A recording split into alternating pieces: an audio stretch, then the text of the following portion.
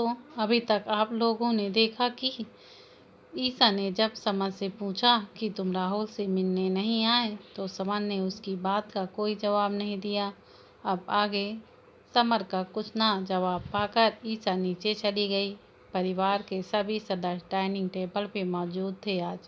आज विक्रांत ने राम की फैमिली को भी खाने में इनवाइट किया था। राम, उसकी मॉम सरिता सिंह और पापा वनराज सिंह और उसका भाई राघव सब मौजूद थे। ईसा हाथों में पानी का जग पकड़े हुए किचन से बाहर आई। राम की मॉम और राम के बड़े भाई राघव की नज़र ईसा पर ही टिकी हुई थी। राम की मॉम मन ही मन सोचने लगी कि काश मेरे दूसरे बेटे की शादी यही बन जाए। राघव की शादी अभी तक नहीं हुई थी। उधर दूसरी ओर राघव भी उसकी खूबसूरती में खोया हुआ था। नीमा जी, ये प्यारी सी दिखने वाली लड़की कौन है? सरिता जी ने पूछा। हाँ, ये तो आपने बिल्कुल ठीक कहा, ये बहुत प्यारी है, नीमा जी ने कहा। सरिता जी, ये मेरे जिगरी दोस्त राज की बेटी है, अभी 2 दिन पहले ही आई है जयपुर से। राज कुछ जरूरी काम से गया हुआ है, नहीं तो उससे भी मिलाता। विक्रांत जी ने कहा। नमस्ते आंटी, नमस्ते अंकल, ईसा ने आशीर्वाद लेते हुए कहा। हाय ईसा, तुम्हारे बारे में पिया के मुंह से बहुत सुना है, राम ने कहा। ईसा राम को देख के मुस्कुरा दी। राघव की तो बोलती अभी भी बंद थी, वो उसकी अभी भी देखे जा रहा था। ईसा, तुझ पे किसी की नज़र है, पिया ने ईसा को राघव की तरफ इशारा करते हुए कहा। ओह ओह, क्या तुम भी? ईसा ने मुंह बनाते हुए कहा। पिया उसे देखकर हंसने लगी। नीमा ने ईसा को इशारा करते हुए किचन में आने के लिए कहा। ईसा और नीमा दोनों ही किचन में आ गए। क्या हुआ आंटी, आप परेशान क्यों हैं? ईसा ने पूछा। बेटा, समर इस घर का बड़ा बेटा है, उसका यहाँ होना जरूरी है। अगर वो पूछे गए तो क्या बोलेंगे? तेरी बात मानता है, उसे बोलना आज नीचे सबके साथ डिनर कर ले। नीमा ने ईसा से रिक्वेस्ट किया। आंटी, बोल के देखती हूँ पर गारंटी नहीं दे सकती।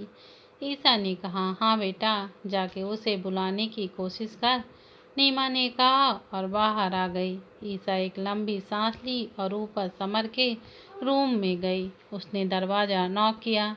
दरवाज़ा खुला हुआ था। समर, यहाँ क्या कर रहे हो? चलो नीचे चलो, ईसा ने पूरे कॉन्फिडेंट के साथ कहा। उसे पूरा विश्वास था कि वो उसे किसी भी तरह से मना ही लेगी। मैं अभी नहीं आ सकता, जरूरी काम कर रहा हूँ, समर ने कहा।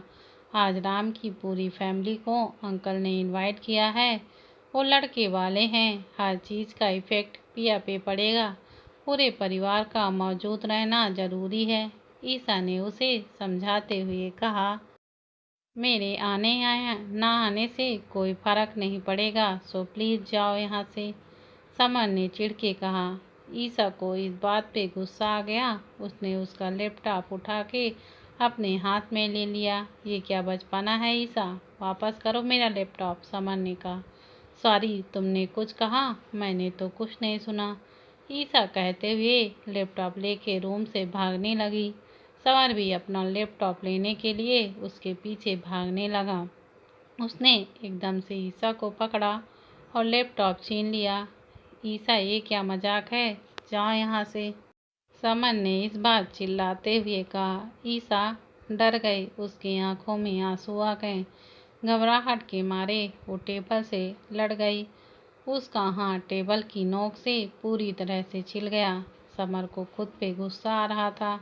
उसके आंसू देख के उसे बुरा लगने लगा। ईसा, सॉरी, मैं तुम्हें रुलाना नहीं चाहता था, समर ने कहा। ईसा ने कुछ नहीं कहा और वहाँ से चली गई। रूम से बाहर निकल के उसने अपने आंसू पोंछे और चेहरे पर स्माइल लाते हुए सबके बीच आ गई। वो चेयर खींच के बैठ गई। बेटा, समर आ रहा है? नीमा ने पूछा। ईसा को कुछ समझ में नहीं आया कि वो क्या कहे। समर तो आने वाला था नहीं। ईसा ने कान पकड़ते हुए सॉरी का इशारा किया। नीमा सब समझ गई। नीमा ने भी पलकें झपका के शांत रहने का इशारा किया। अरे समर कहाँ है भाई साहब? वनराज ने पूछा। विक्रांत के पास इसका कोई जवाब नहीं था। पिया, ईसा और नीमा एक दूसरे को देखने लगे। कोई जरूरी काम खत्म कर रहा होगा, इसलिए नहीं आ पाया। नीमा ने बात को संभालते हुए कहा, काम खत्म हो गया है आंटी, समर भाई आ गए हैं। राम ने कहा। सबने हैरान होकर समर को देखा। उसने रेड कलर और ब्लैक पैंट पहना था, जिसमें वो काफ़ी स्मार्ट और हैंडसम लग रहा था। ईसा को तो झटका लग गया। उसने तो उसे साफ साफ मना कर दिया था। नमस्ते अंकल, नमस्ते आंटी, समर ने कहा। खुश रहो बेटा, वनराज जी और सरिता जी ने कहा। और राम राघव, कैसे हो तुम दोनों? समर ने उनका हाल चाल पूछा। मज़े में है भैया, दोनों ने एक साथ कहा। समर सबके बीच कुछ नॉर्मल बिहेव कर रहा था। ये सब देख के विक्रांत बहुत आश्चर्य थे। सभी ने खाना शुरू कर दिया। समर की नज़रें ईसा पर टिकी हुई थी, लेकिन ईसा अपने प्लेट पे नज़र लगाई हुई थी। वो समर को बिल्कुल नहीं देख रही थी। ये अनएक्सपेक्टेड था। यार, पिया ने मन ही मन कहा। नीमा खुशी से समर के प्लेट में 2 पूरी और डाल दी। देखो मेरा भाई कितना स्मार्ट लग रहा है, पिया ने धीरे से ईसा को कहा। मुझे क्या पता तेरा भाई है, तू जाने, ईसा ने गुस्से से कहा। अरे बाबा, रे बाबा, इतना गुस्सा? आज तो लग रहा है तू भाई बन गई है, भाई तू, पिया ने कहा। क्या भाई तू और मैं भाई? कुछ भी, ईसा ने कहा। कुछ हुआ है क्या तुम दोनों के बीच? पिया ने पूछा। नहीं, तू खाना खा, मेरा दिमाग नहीं, ईसा ने कहा। ईसा ने पानी पीने के लिए हाथ उठाया तो उसके मुंह से आह की आवाज़ निकल गई। समर की नज़र उसके हाथ के चोट पर चली गई। ईसा को दर्द हो रहा है। पिया ये गिलास ईसा के पास कर दो, समर ने कहा। ईसा उसे अभी भी नहीं देख रही थी। सभी ने खाना खत्म किया और हॉल में आ गए। पिया ने सबको हॉल में इकट्ठा किया था। ओहो, तो महफिल जमाने की प्लानिंग है तुम्हारी, राम ने कहा। और क्या, थोड़ा बहुत डांस वांस तो होना ही चाहिए, पिया ने राम के कानों में कहा। राम मुस्कुरा दिया। तो चलिए, मैं बारी बारी से गाना बजाऊंगा और आप सबको उस पे डांस करना होगा। कोई भी बहाना चलाएगा कि इस गाने पे डांस नहीं करूंगा या इस गाने पे, समझ गए? राहुल ने कहा। जी साले साहब, हम तो नहीं करेंगे, पर आपकी बहन नखरा जरूर करेगी, क्योंकि ये बहुत चूजी है, राम ने पिया की तरफ देख कर कहा। वो तो मैं ही हूँ, तभी तो इतने लड़कों को रिजेक्ट करके तुम्हें चूज किया है, पिया ने राम को आंख मारते हुए कहा। राहुल ने गाना स्टार्ट किया। सरिता और वनराज हम दिल दे चुके सनम गाने पर डांस करने लगे। सरिता जी तो डांस कम और शर्मा ज़्यादा रही थी। कम ऑन मॉम डैड, बहुत अच्छा कर रहे हो आप दोनों, राम जोर से सीटी बजाते हुए बोला। गाना रुक गया। अब बारी नीमा जी और विक्रांत जी की थी। गाना बजने पर वो दोनों भी डांस करना शुरू हो गए। विक्रांत को तो बिल्कुल भी डांस करना नहीं आता था। वो तो बस चुपचाप खड़े ही रह गए, लेकिन नीमा ने उन्हें पकड़कर थोड़ा बहुत डांस करवा ही लिया। वो बहुत क्यूट लग रहे थे। ईसा उन्हें देख के मुस्कुरा रही थी। अब बारी है सबसे सिजलिंग कपल की, पिया और मेरे होने वाले जीजू, आओ मैदान में, राहुल ने कहा और गाना स्टार्ट किया। तेरे बिन नहीं लगता मेरा जिया ढोलना। गाना स्टार्ट हुआ और पिया राम डांस शुरू किए। वो दोनों बहुत ही अच्छा डांस कर रहे थे। उन दोनों एक साथ बहुत हॉट लग रहे थे। चलो अब सोलो परफॉर्मेंस की बारी है। ईसा दीदू आओ, राहुल ने कहा। नहीं, आप सब करो, मेरा मन नहीं है, ईसा ने कहा। दीदू प्लीज, राहुल ने उसे मनाते हुए कहा। क्या हुआ ईसा, भाई के सामने शर्मा रही है तो चिंता मत कर, वो बाहर मोबाइल पे किसी से बात कर रहे हैं। पिया ने उसे धीरे से चिढ़ाते हुए कहा, मैं किसी से नहीं शर्मा रही, ठीक है। राहुल तू गाना लगा, ईशा ने कहा।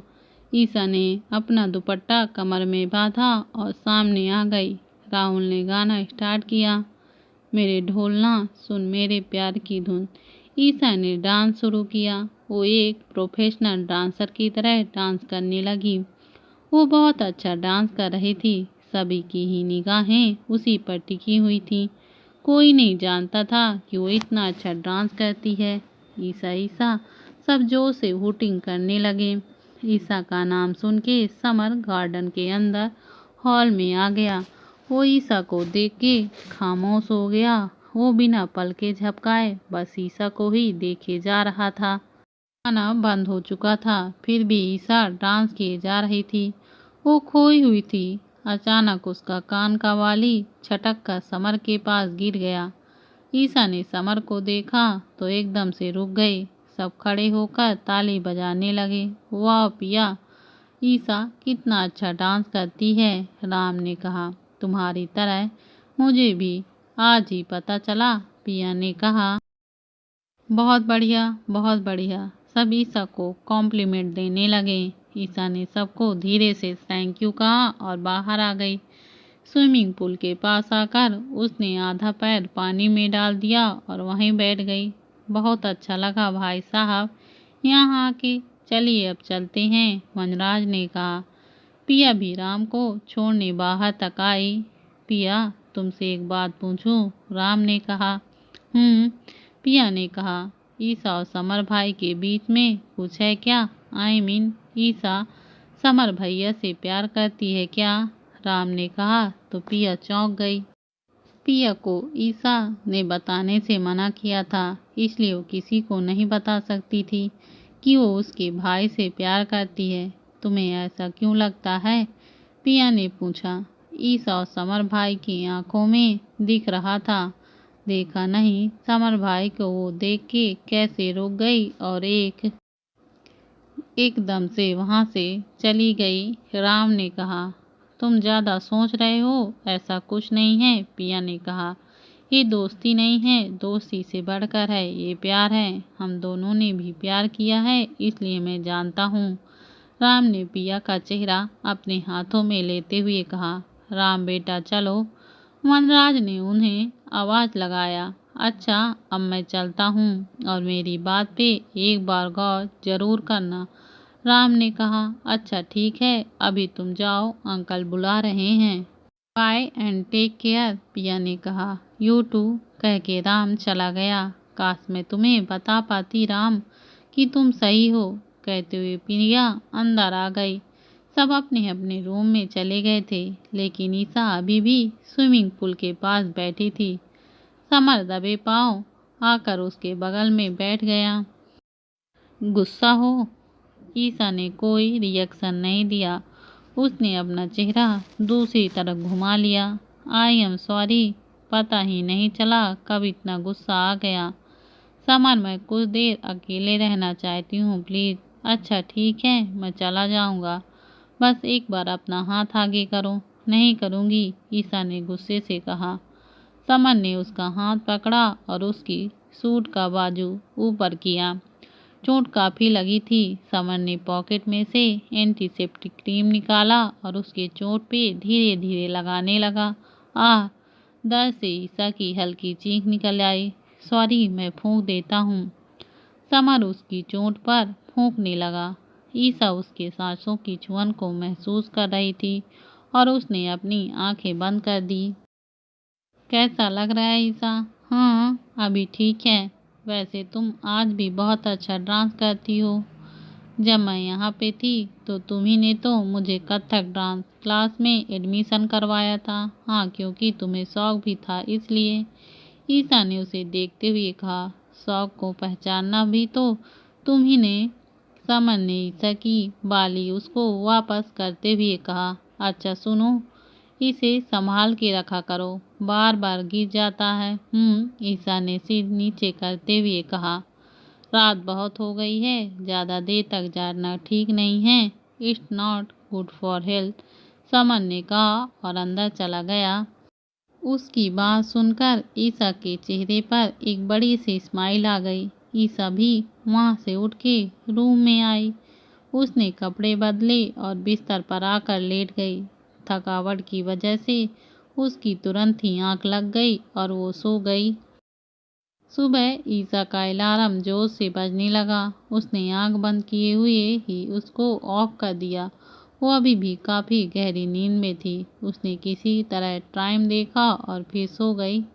काफ़ी देर हो गई थी, वो सो ही रही थी। पिया उसके रूम में आई। ईसा कब से सो रही है? उठ जा बाबा, बहुत देर हो गई है। पिया ने उसे उठाते हुए कहा। ईसा अंगड़ाई लेते हुए उठी। ईसा ने आंख बंद करते हुए कहा, कितना बज रहा है? 8 बज चुके हैं। मॉम तुझे नाश्ते के लिए बुला रही हैं। पिया ने कहा, व्हाट?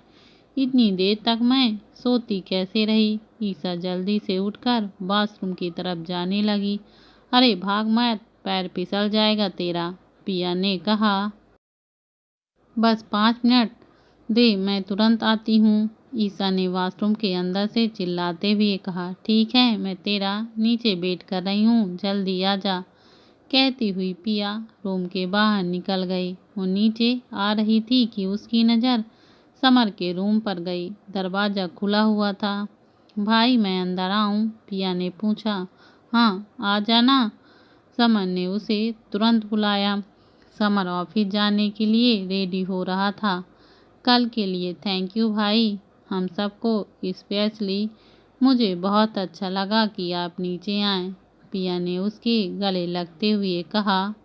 समर एकदम चुप था और हल्का सा मुस्कुरा दिया। वैसे एक और बात है जिसकी वजह से मैं खुश हूँ। पिया ने समर को परफ्यूम देते हुए कहा।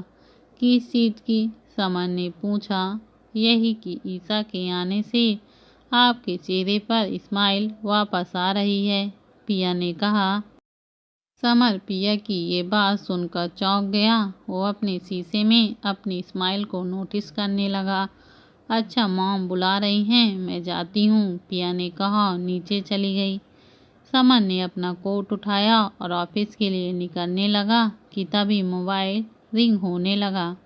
रिया अपना मोबाइल टेबल पर ही भूल गई थी। समर ने देखा ईसा का कॉल था। उसने कॉल उठाया। इससे पहले कि वो कुछ बोलता, ईसा एक सांस में बोलने लगी, यार मेरा हेयर ड्रायर ख़राब हो गया है, मैं ऐसे नीचे नहीं आ सकती, प्लीज़ अपना हेयर ड्रायर लेकर जल्दी आ। ये सुन के समर जल्दी से अपना हेयर ड्रायर लेकर उसके रूम में गया। दरवाज़ा खुला देखकर वो तुरंत अंदर चला गया। ईसा खिड़की के पास अपने बाल सुखा रही थी। समर उसके पीछे आके खड़ा हो गया। ईसा झटके से मुड़ी और उसके गीले बाल समर के चेहरे को भिगो गए। समर की दोनों आंखें बंद हो गई। ओह सो सॉरी, मैं भी इधर उधर देखती ही नहीं हूँ, ईसा ने कहा और समर का चेहरा पोंछने लगी। नहीं मेरी भी गलती है, मुझे नॉक करके आना चाहिए था। कोई नहीं, कुछ काम था। हाँ वो हेयर ड्रायर देने आया था। तुम्हारा ख़राब हो गया है ना? तुम्हें कैसे पता? अरे वो पिया अपना मोबाइल मेरे रूम में भूल कर चली गई थी। तो बस, समर ने कहा तो ईसा समझ गई। रामू को कह दूंगा क्यों नया ड्रायर ले जाए। कहते हुए समर ऑफिस के लिए निकल गया। ईसा थोड़ी देर चुप खड़ी रही। तुम आज भी बहुत केयरिंग नेचर के हो समर, ईसा मन ही मन कही और शीशे के सामने आकर बाल सुखाने लगी। उसने अपना दुपट्टा पिनअप किया और नीचे चली गई। सभी नीचे बैठकर थे। समर को छोड़कर हमेशा की तरह वो अपने रूम में ही नाश्ता करके जा चुका था। Sorry aunty, sorry uncle, sorry दादू, आज नींद ही नहीं खुली। आगे से ऐसा नहीं होगा, ईसा ने थोड़ा डरते हुए कहा। जब तुम सुबह लेमन टी नहीं लेकर आई तभी मैं समझ गया था। बहुत गलत बात है ईसा, विक्रांत जी ने उसे देखते हुए कहा।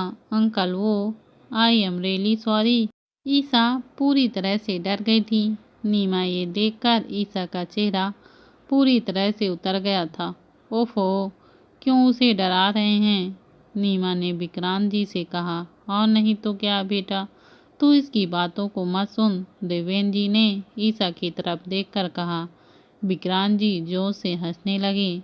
बेटा, मैं मजाक कर रहा हूँ, बचपन में भी ऐसे मजाक करता था, भूल गए क्या? विक्रांत जी ने कहा। पिया और राहुल भी हंसने लगे।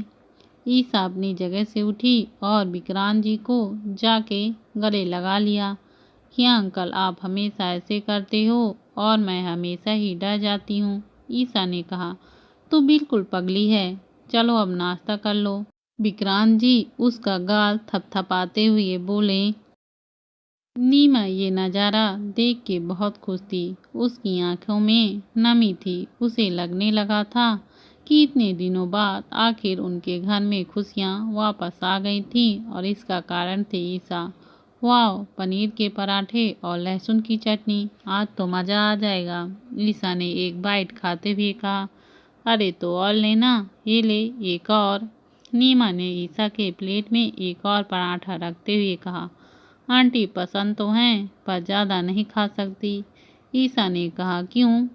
नीमा और राहुल ने एक साथ पूछा। वैसे ही मैंने वेट गेन कर लिया है और खाया तो मोटी हो जाऊंगी। पहले से सब मुझे गोलू मोलू बोलते हैं। ईसा ने हंसते हुए कहा। धत, ऐसा थोड़ी होता है। नीमा ने कहा। बेटा, तू बिल्कुल परफेक्ट है।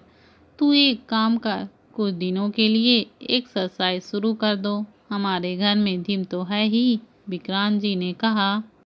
हाँ दीदू, कल से शुरू करेंगे। राहुल ने कहा। बिल्कुल, मुझे थोड़ा और स्लिम होना है। ईसा ने कहा। तो इसका शुभारंभ आज से ही करते हैं। पिया ने उसके प्लेट में से एक पराठा कम करते हुए कहा। ईसा उसे घूरने लगी। ये देखकर सभी एक साथ हंस पड़े। नीमा जी, कितने बजे पहुंचने के लिए कहा है सरिता जी ने? विक्रांत जी ने पूछा। जी 3 बजे बुलाया है और 4 बजे रस्म होगी। नीमा ने कहा। ईसा, तू भी टाइम पे तैयार हो जाना। पिया ने कहा। अरे नहीं, मैं वहाँ जाके क्या करूँगी, मैं घर पर ही ठीक हूँ। ईसा ने कहा। तो घर पर भी रह के क्या करेगी? पिया ने चटनी लेते हुए कहा। हाँ बेटा, तू चलना। नीमा ने कहा। आंटी अंकल, मैं एक ऑथर हूँ। मैं अपने नए नॉवल की स्टोरी पर काम कर रही हूँ। ईसा ने कहा। तेरी तारीफ मैं क्या बोलूँ बेटा, जब तुझसे मिलता हूँ तेरे एक नए टैलेंट के बारे में पता चलता है। विक्रांत जी ने मुस्कुराकर कहा। तूने MBA किया है और रैंक होल्डर रही है, रेपुटेटेड मल्टीनेशनल कंपनी में काम किया है, अब author, you are all rounder. तो इतना सब कैसे कर लेती है यार? पिया ने हैरान होते हुए कहा। वैसे अब तक कितने लिखे? राहुल खुशी से उछलते हुए कहा। 2 पब्लिश हो चुकी हैं, दोनों ही बेस्टसेलर रही हैं। तीसरे पर काम कर रही हूँ।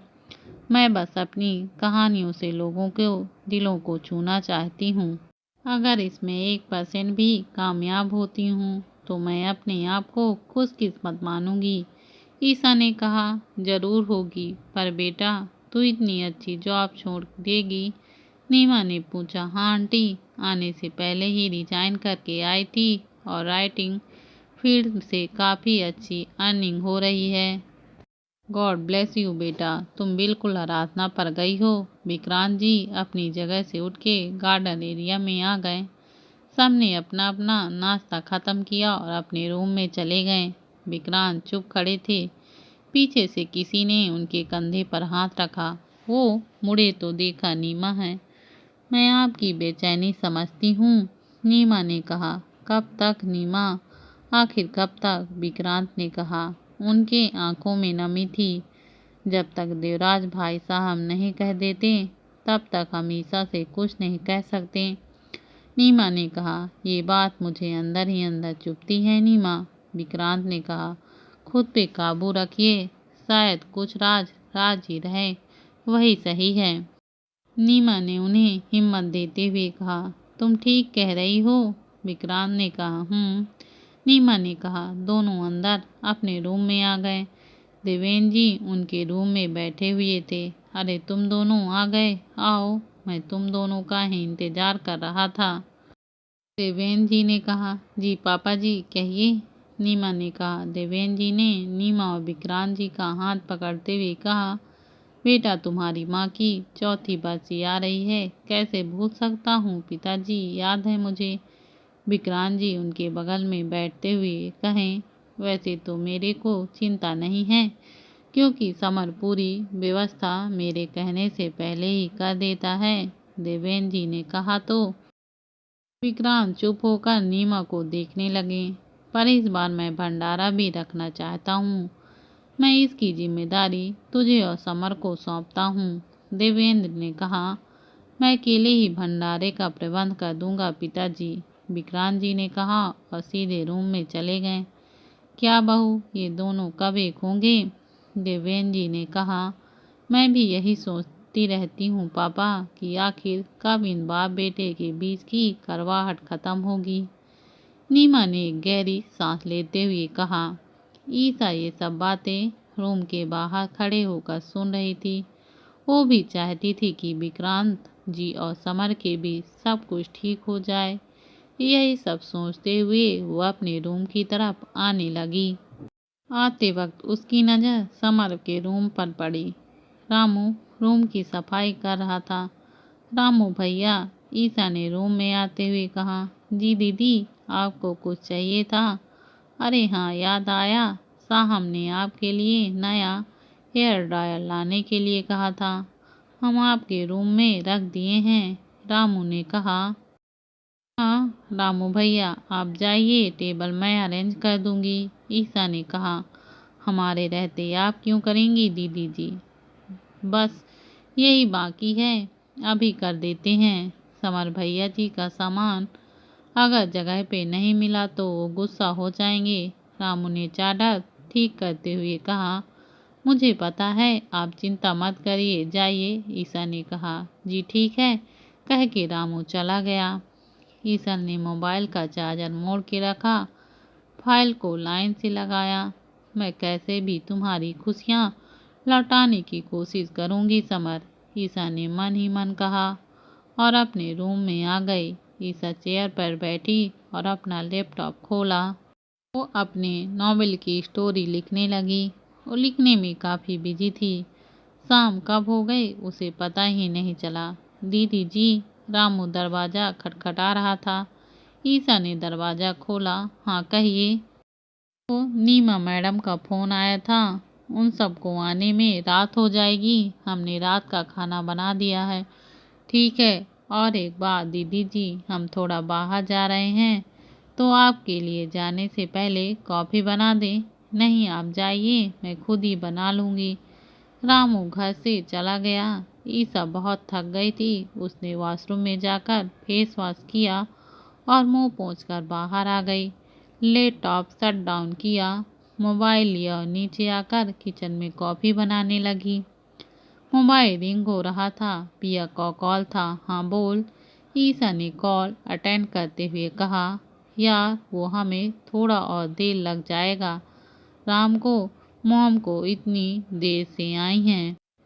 पिया ने थके हुए कहा, रस्म हो गई? वैसे किस चीज़ की रस्म थी? वो उनके यहाँ कंगन चढ़ाने की रस्म थी। पहले कंगन खरीदा फिर रस्म हुई, इसीलिए टाइम लग गया। कोई नहीं, तुम सब आराम से आओ। क्या कर रही थी? बस अभी कॉफ़ी बना रही थी। चल तू अपनी कॉफ़ी पी, माम बुला रही हैं, मैं बाद में बात करती हूँ, अपना ध्यान रखना, बाय। कहकर पिया ने कॉल कट कर दिया। कॉफ़ी बन चुकी थी। ईसा कॉफ़ी लेकर हॉल में आ गई थी। सोफे पर बैठते हुए रिमोट लिया और टीवी ऑन कर दिया। उसने कॉफ़ी का एक घूंट लिया ही था कि लाइट चली गई। चारों तरफ धूप अंधेरा था। ये लाइट जाने के बाद इन्वर्टर क्यों नहीं काम कर रहा है? ईसा मन ही मन बड़बड़ाते हुए बोली। मौसम का मिजाज भी कुछ ठीक नहीं लग रहा था। थोड़ी देर में आंधी आ गई, हवा तेज चलने लगी। बगल से खिड़कियों की खड़खड़ाने की आवाज़ आई तो ईसा एकदम से डर गई। उसने अपने मोबाइल का फ्लैश लाइट ऑन किया और खिड़की के पास गई। हवा की वजह से खिड़की के पल्ले आपस में टकरा रहे थे। उसने खिड़की बंद कर दी। वो मुड़ के आ ही रही थी कि फिर एक आहट सुनाई दी। कोई डोर खटखटा रहा था। उसका दिल सहम गया, गला सूख गया और जान हलक में आ गई।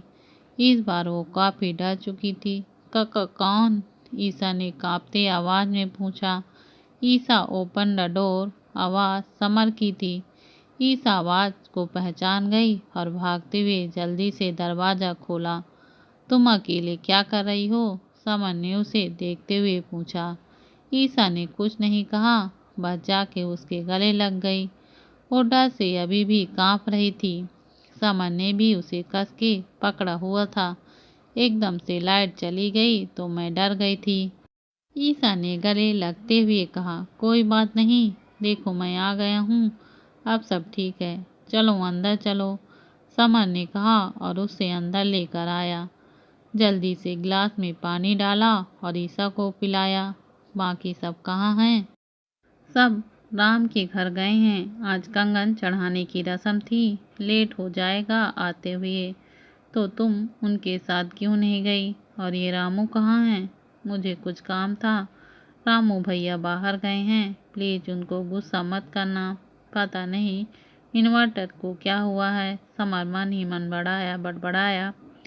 समर मुझे भूख लगी है, हम खाना खाएं। ईसा ने लंच भी नहीं किया था और कॉफ़ी भी नहीं पी पाई थी, इसलिए उसे बहुत भूख लगी थी।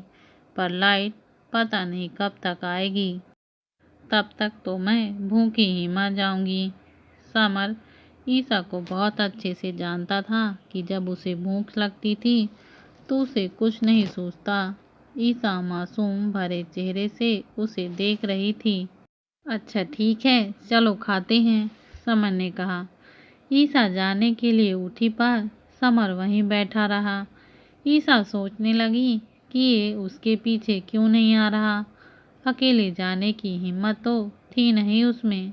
समर, ईसा ने जोर से कहा। हाँ, क्या हुआ? कहता हुआ वो उठ के खड़ा हो गया। मतलब इतनी से भी शर्म नहीं है कि एक अकेली लड़की इतने अंधेरे में किचन में कैसे जाएगी? चलो उसकी मदद कर दें, ईसा ने किसी छोटे बच्चे की तरह गुस्सा करते हुए कहा। ये देखकर समर को हंसी आ गई। हाँ, मैं बस आ ही रहा था, समर ने कहा। ईसा समर का हाथ पकड़ते हुए किचन में आई और कैंडल्स ढूंढने लगी। तुम्हें पता है क्या कैंडल्स कहाँ हैं? ईसा ने पूछा। नहीं, मुझे तो बस इतना पता है कि बिस्किट, नमकीन और मैगी कहाँ रहती है। व्हाट? हाँ, वो रात को जब देर तक काम करता हूँ तो भूख लग जाती है, तो यही सब खाने आता हूँ, समर ने नजरें चुराते हुए कहा। मतलब हद है, रात को खाना खाकर नहीं सोओगे तो और क्या ही होगा, ईसा ने कहा। ईसा सारे कबर्ड सेल्फ चेक करने लगी। समर, जरा यहाँ ड्रॉवर में लाइट दिखाना, ईसा ने कहा। समर ने लाइट ड्रॉवर के पास दिखाई। कैंडल उसी पे थे। ईसा ने सारे कैंडल जलाई और जैसे ही जाने के लिए मुड़ी, उसका पैर फिसल गया। वो गिरने ही वाली थी कि समर ने उसको अपनी बाहों में पकड़ लिया। एक पल के लिए मानो लम्हा ठहर ही गया हो। समर और ईसा दोनों एक दूसरे की आंखों में बिना पल के झपकाए देख रहे थे। कैंडल्स की मोम पिघल के समर की उंगलियों पे गिर रही थी, लेकिन वो ईसा में इतना खोया हुआ था कि उसे किसी चीज का होश ही नहीं था। समर के हाथ से मोबाइल छूट के नीचे गिर गया। ईसा अपने आप को संभालते हुए पीछे हट गई। वो हॉल में आके चारों तरफ कैंडल्स रखने लगी। समर भी बाहर आ गया था।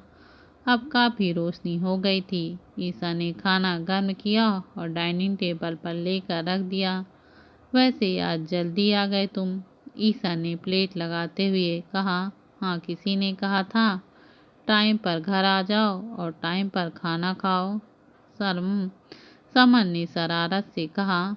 ईसा नजरें नीचे किए मुस्कुराने लगी। उसने समर के प्लेट में रोटी डालते हुए कहा। जिसने भी कहा है बिल्कुल सही ही कहा है। हाँ, कहा तो सही है, समन ने प्लेट पास करते हुए कहा। दोनों खाना खाने लगे। खाते हुए ईसा की नजरें पूरे हॉल पर गई। समन ने उसे देखते हुए कहा, रुक क्यों गई? खाओ, कैंडल नाइट डिनर वाली फीलिंग आ रही है। ईसा ने मुस्कुराते हुए कहा। समन ने अपने चारों तरफ देखा। हाँ, कल से रोज फ्यूज निकाल दिया करूँगा और फिर कैंडल नाइट डिनर किया करेंगे, समन ने कहा और जोर से हंसने लगा। Very funny. अगर ये जोक था तो बहुत ही गंदा था, ईसा ने कहा। समर अभी भी हंसे जा रहा था। थोड़ी देर में लाइट भी आ गई। लो, अब पूरा खाना खत्म हो गया, तब आ रही है लाइट, ईसा ने बड़बड़ाते हुए कहा। समर ने हंसते हंसते ही पूरा खाना खत्म किया। ईसा उसकी हंसी को देखे जा रही थी। इतने दिनों बाद वो समर को खुलकर हंसते हुए देख रही थी। इतना क्यों हंस रहे हो? ऐसा भी क्या कह दिया मैंने? ईसा ने मुस्कुराते हुए कहा। Isa, you are so cute, Samar ने ईसा का गाल खींचते हुए कहा। उसने कहा और अपने रूम में चला गया। तभी डोरबेल की आवाज़ से ईसा का ध्यान टूटा। उसने उठ के दरवाज़ा खोला। सब वापस आ चुके थे। अंदर आते ही पिया का ध्यान जलती हुई कैंडल्स और खाने के प्लेट्स पे गया। कंगन की रस्म अच्छे से हो गई आंटी? ईसा ने पूछा। हाँ, बहुत अच्छे से हो गई। ये देख, नीमा ने पिया का हाथ आगे करते हुए कहा। ये तो सेम डिजाइन के कंगन पापा ने मुझे गिफ्ट किए थे मेरे बर्थडे पे। बस मेरे कंगन में एक एक मोती लगा हुआ है, ईसा ने कहा। सही में? पिया ने कहा। हाँ, ईसा ने कहा। मैं तो बहुत थक गया हूँ, मैं चला सोने, विक्रांत जी ने कहा। मुझे बस 2 मिनट दीजिए, मैं आप सबके लिए खाना लगाती हूँ, ईसा ने कहा। नहीं बेटा, हम सब खाना खा के आए हैं, नीमा ने कहा। नीमा और विक्रांत जी अपने रूम में चले गए। पिया ईसा का हाथ पकड़ते हुए टेबल पर ले गई। हम सब नहीं रहते, मेरे भाई के साथ कैंडल नाइट डिनर, पिया ने कैंडल की तरफ इशारा करते हुए कहा। ईसा ने जल्दी से सारे कैंडल बुझाए। ऐसा कुछ नहीं है, लाइट चली गई थी और इन्वर्टर काम भी नहीं कर रहा था। दैट्स इट, ईसा ने कहा। तो ऐसी बात है तो ब्लश क्यों कर रही है? पिया ने कहा। मैं कोई ब्लश नहीं कर रही हूँ, ईसा ने प्लेट उठाते हुए कहा। ईसा किचन में आई और सारी प्लेट को सिंक में रख दिया। किचन का लाइट ऑफ किया और बाहर आ गई। पिया भी उसके पीछे पीछे ही चलती जा रही थी। दिल का रिश्ता बड़ा ही प्यारा है, पिया जो से गुनगुनाने लगी। हाय ये इस, पिया ने ईसा को पीछे से पकड़ते हुए कहा। धीरे बोल पिया, तू मरवाएगी मुझे, ईसा ने कहा। अरे जब प्यार किया तो डरना कैसा? आज कैंडल नाइट डिनर किया है, का रोमांटिक डेट पर जाएगी, अरेंजमेंट मैं कर दूंगी, पिया ने आंख मारते हुए कहा। कुछ ज़्यादा नहीं बोल रही है तू, ईसा ने उसे घूरते हुए कहा। बोलेगी तो तू भाई से, समर मैं तुम्हारे बिना नहीं रह सकती, आई लव यू, पिया ने कहा तो ईसा ने सोफे पर रखा हुआ कुशन उसके ऊपर फेंक दिया। रुक जा, अभी बताती हूँ तुझे, ईसा कह के उसके पीछे भागने लगी। अरे ईसा क्या कर रही है? सही तो कह रही हूँ, कहते हुए वो भी भागने लगी। ईसा और पिया भागते हुए सोफे से टकराई और एक साथ गिर पड़ी। दोनों ने एक दूसरे को देखा और जो से हंस पड़ी। आउच मेरी कमर, पिया ने कहा। क्या हुआ पिया, ज़्यादा जोश से लग गई क्या? ईसा ने घबराते हुए पूछा। हाँ, सीधे दिल पर लगी है। उफ, ऐसे ना देखो, जाने मन प्यार हो जाएगा, पिया ने फिर शरारत से कहा। ए पिया की बच्ची, तू नहीं सुधरेगी, ईसा ने उसका कान पकड़ते हुए कहा। पिया ने उसका हाथ छुड़ाया और सीरियस होते हुए कहा। ईसा तू अपनी फीलिंग समर भाई को क्यों नहीं बताती है? मैंने पहले भी कहा है तुझसे, एक तरफा प्यार की कोई मंजिल नहीं होती, ईसा ने कहा। ऐसा भी तो हो सकता है, ना कि भाई भी तुझसे प्यार करते हों। पिया ने कहा, तू ये क्या कह रही है? हम दोस्त हैं। अपनी फीलिंग समर को बता के मैं ये दोस्ती के खूबसूरत रिश्ते को खोना नहीं चाहती। कहते हुए ईसा की आंखों में आंसू आ गए। पिया ने ईसा को गले से लगा लिया। उसने कहा, तू सबको खुशियाँ देती है। मैं चाहती हूँ कि तेरी जिंदगी भी खुशियों से भर जाएगी। हाँ, तो मैं खुश हूँ। चल अब मुझे ज़्यादा इमोशनल मत कर, मैं सोने जा रही हूँ, ईसा ने कहा और सीढ़ियाँ चढ़ते हुए रूम में चली गई। पिया भी हॉल से उठकर अपने रूम में चली गई। ईसा अपने रूम में आके लेट गई। काफ़ी थक जाने की वजह से उसे जल्दी नींद आ गई। सुबह उठी तो देखा 6 बज रहे थे। ईसा को बाहर से शोर की आवाज़ें आ रही थी। उसने ध्यान से सुना, नीमा जी की आवाज़ थी। वो जल्दी से दरवाज़ा खोल कर आई। समर भी बाहर आ चुका था। ये आवाज़ तो नीमा आंटी की है, ईसा ने समर को देखते हुए कहा। आवाज़ दादू के रूम से आ रही है, समर ने कहा। दोनों भागकर देवेंद्र जी के रूम में गए। देवेंद्र जी जोर से खांस रहे थे। विक्रांत जी, पिया और नीमा जी तीनों ही घबराए हुए थे। क्या हुआ है दादू, इस तरह क्यों खांस रहे हैं? ईसा ने कहा। बेटा सुबह वाली दवाई ले रहे थे पर कैप्सूल गले में ही फंस गई, नीमा ने कहा। ये सब देख के समर भी काफ़ी घबरा गया था। मैं गाड़ी निकालता हूँ, हॉस्पिटल ले जाना पड़ेगा, समर ने कहा। लेकिन ईसा ने उसे रोक दिया। इतना टाइम नहीं है हमारे पास, हमें अभी कैप्सूल को बाहर निकालना पड़ेगा, ईसा ने उसे समझाते हुए कहा। आर यू मैड ईसा, हम डॉक्टर नहीं हैं, समर ने गुस्से से कहा। तू समझ नहीं रहे हो समर, जब तक जाएंगे देर हो जाएगी, लेट मी हैंडल दिस, ईसा ने कहा और देवेंद्र जी के पास चली गई। उसने देवेंद्र जी को आगे तरफ झुकाया और पीठ पे जोर जोर से थपथपाने लगी। दादू जोर से खांसिए, ईसा ने कहा। देवेंद्र जी ने उसके कहे मुताबिक ही जोर से खांसने लगे। एक झटके से कैप्सूल देवेंद्र जी के मुंह से निकलकर बाहर आ गया। सबकी जान में जान आ गई। ईसा पानी, पिया ने पानी का गिलास देते हुए कहा। देवेंद्र जी ने पानी पिया। ईसा बेटा, तुमने आज बचा लिया, देवेंद्र जी ने ईसा के सिर पर हाथ रखते हुए कहा। दादू हमेशा दवाई आराम से बैठ के खाया करिए, खड़े होकर बिल्कुल नहीं, ईसा ने देवेंद्र जी को समझाते हुए कहा। देवेंद्र जी अब ठीक थे। सबने उन्हें आराम करने के लिए छोड़ दिया और बाहर आ गए। विक्रांत जी ने ईसा को सीने से लगा लिया। थैंक यू बेटा, तुमने आज मेरे पिताजी को बचा लिया, विक्रांत जी ने कहा। हाँ बेटा, तूने सच में समय रहते बचा लिया, नीमा जी ने कहा। अपनों को कभी थैंक यू नहीं कहा जाता, वो मेरे भी दादू हैं, ईसा ने हक से कहा। बिल्कुल हैं, चलो अब सब फ्रेश हो जाओ, नाश्ते का टाइम हो रहा है, वैसे ही काफ़ी देर हो गई है, नीमा जी ने कहा और किचन में चली गईं। सब अपने अपने रूम में फ्रेश होने चले गए। ईसा समर के साथ सीढ़ियाँ चढ़ते हुए ऊपर आ रही थी। ईसा चुप थी। ईसा सुनो, दादू के लिए थैंक्स। लगता है तुमने मेरी नीचे की कही हुई बातें नहीं सुनी। पता है अपनों में थैंक्स नहीं कहते, लेकिन मैं कहना चाहता हूँ इसलिए कह दिया। ठीक है, मैं तुम्हारा थैंक्स एक्सेप्ट तभी करूँगी जब तुम मेरी एक बात मानोगे। हाँ बोलो ना।